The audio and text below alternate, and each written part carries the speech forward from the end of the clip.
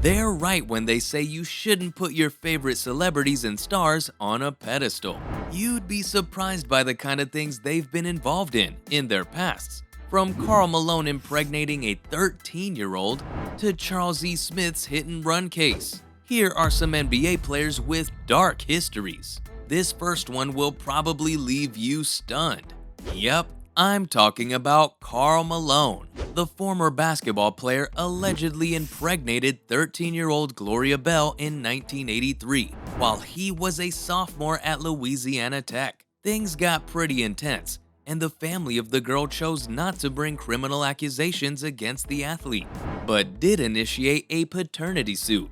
Once Demetris Bell was born, Malone allegedly settled financially with her mother in a private agreement. The ex-power forward made a deal with the family after being convicted in contempt of court for neglecting to provide genetic blood testing. According to the DNA samples he gave, Malone was 99.3% sure that he was Demetris Bell's biological father. And as if that wasn't bad enough, he even stopped paying child support. He was ordered to pay child support in the amount of $125 per week, besides back payments and future costs. And he refused to do that. Like, isn't that the bare minimum? His refusal obviously got him a lot of backlash from the internet, and that's when his family stepped in to defend him. His son just couldn't take it any longer. KJ Malone, the player's son, posted a video online in which he begged the public to stop harassing his loved ones. Last night's episode of The Last Dance, it showed how great of a player my dad is, but people don't want to see that. People want to look at his past. He made a mistake, but at the end of the day, he's still a great dad. KJ sent a video on Twitter, pleading for his followers to view it and treat his family with dignity. He spoke passionately, revealing that his father made a mistake when he was just 20 years old. KJ continued by saying that he is a family man who treats everyone with respect. He said he felt obligated to defend his wonderful father, who he acknowledged had made a mistake. He said that Malone still looks for Demetris Bell, his kid with Gloria Bell, whom KJ adores. KJ said that his mother is also affected by the cruel remarks others have made about him.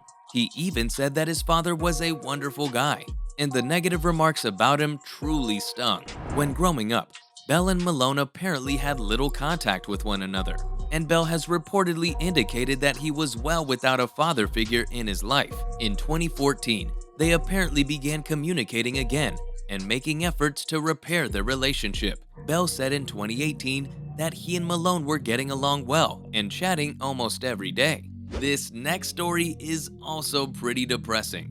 The worst part is that he kinda got away with it all. Malone has been super secretive about Demetris Bell and Gloria.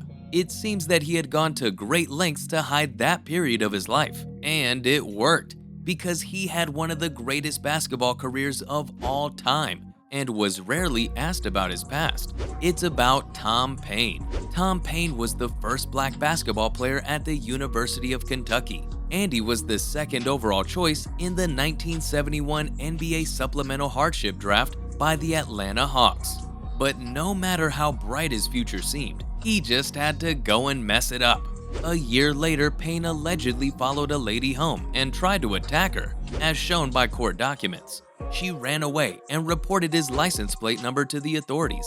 Another victim identified Paine as the perpetrator of an assault she had suffered a month before when police published his photo. The Gadsden Times stated that in 1972, Paine was prosecuted and received a 2-year jail term. After serving 5 years in a Georgia prison, he was extradited to Kentucky, where he was charged with the same conviction again. He then served another 5 years of a life sentence until being paroled in 1983. As reported by WDRB, Paine even had a short career as a professional boxer, until being convicted of assault once again in 1986. This time, he was sent to jail in California, where he remained until his release in the year 2000. This next one is a case that many did not know about. It's about J.R. Smith. Even though J.R. Smith is now one of the best players in the NBA, around a decade ago, he was in the news for all the wrong reasons. The Denver Post reported that when Smith pled guilty to careless driving in 2007, he was given a 30-day prison term after hitting a stop sign and colliding with another vehicle, which resulted in the death of the driver of the other vehicle. He only had to serve 24 days in jail. Can you believe that? In the year after his accident, Smith racked up 2 speeding citations and 3 license suspensions. Smith has a history of car accidents and reckless driving, but still went on to play. This next one is another hit-and-run news. It's about Charles E. Smith. According to the Baltimore Sun, Charles E. Smith was a consensus All-American and the Big East Player of the Year in 1989. And even though he was good at what he did, his past was pretty shady. The Associated Press stated that on March 22, 1991, Smith went out with his college roommate to a bar. He drank 2 beers over the course of 2 hours, as did the Chicago Tribune, and it was said that he was medicating a toothache with codeine. After that, he climbed into the driver's seat and started driving drunk. Smith rammed his vehicle into 2 female college students around 1:30 a.m., knocking them to the ground and murdering both of them. According to the AP, a taxi driver saw Smith's car and followed it, alerting police to his position so they could make the arrest about a mile away. A year after being found not guilty of manslaughter and DUI, Smith was found guilty of vehicular murder and given a 4.5-year prison term. He served 2.5 years before being paroled. This last one was insane. It's about Meta World Peace. Meta World Peace, known as Ron Artest, won an NBA title in 2010 with the Los Angeles Lakers. Despite being a problematic character in the league, the Chicago Bulls had to penalize their forward for drinking in public many times because he was such a big drinker. His defensive prowess and tendency for outbursts on the court were even seen in his actions off of the court. I mean, if you've seen him shattering a camera at halftime of a 2004 regular season game, you'd agree he was pretty violent.